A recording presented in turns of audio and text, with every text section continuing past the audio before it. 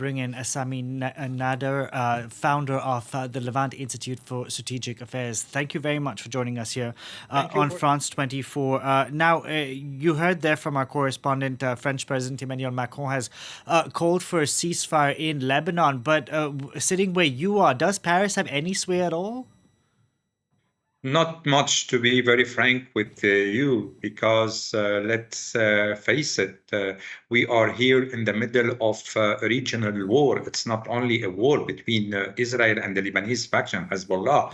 This is a war between Israel and Iran, and Lebanon and South Lebanon. The whole Lebanon is one of the arenas, and the positions of both parties are very far apart. On one hand, Hezbollah, as your reporter said, has been weakened, but it's still showing resilience and is still showing military readiness, not only on the defensive level, but as well as the ability to attack Israel is proven by the day. On the other hand, Israel is determined to change the whole rule of engagement that were prevailing before October 7. In my view, it wants more than the full implementation of 1701. It wants guarantees, and it's trying to leverage its military superiority today. And so the chances of a ceasefire in the middle of this regional war are not that high. And those who are present at the conference, with all due respect, are not the real stakeholders on the ground. What do you mean? Sorry to interrupt you there, because we also don't have the U.S. Secretary of State Anthony Blinken present. He sent somebody else in his place. The Americans are also not really present at this conference in Paris, and that makes a difference, doesn't it? Yes, and the Americans, I mean, are today in a kind of a lame duck before the U.S. election that is to take place in like two weeks, and up to now, all their effort to bring about a settlement either in Gaza or in Lebanon has didn't bear any result. And let's keep in mind that the American, and namely the American envoy, Mr. Amos Hochstein, has been working on this for the last year, more than 9 visits, and up to now, no result.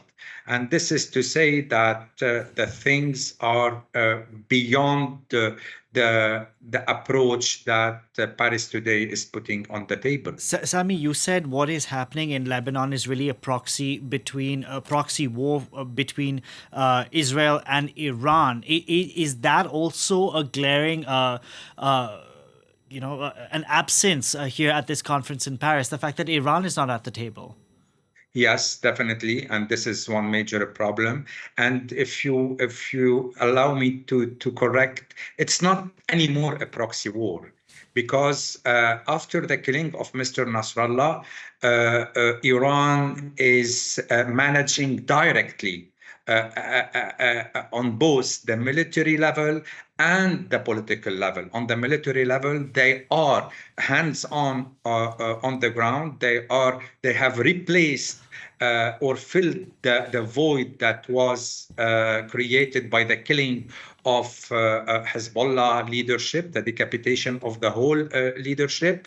And on the political level, they are the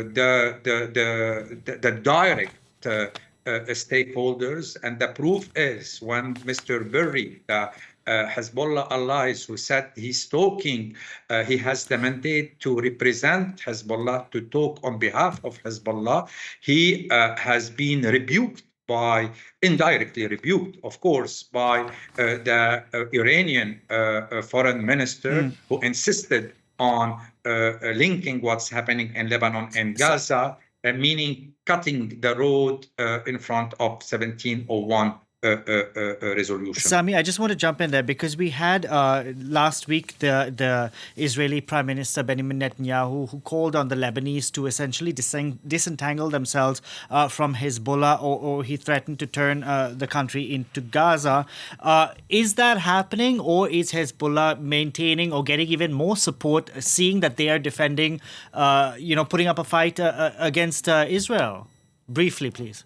No, not really. I would not say support. Hezbollah is far more isolated today than it was in 2006 when we had a similar war between Hezbollah and Israel. That said, Lebanese people are feeling solidarity with all the displaced people that belongs or they used to live in Hezbollah strongholds, and they feel solidarity with them. So feeling solidarity with a support base, it's not like lending support of Hezbollah. On the opposite, they are putting him responsible of waging this war on October 8th of last year that resulted in a total catastrophe for Lebanon. Sami Nader, we're going to have to leave it there. Thank you for joining us on the program today.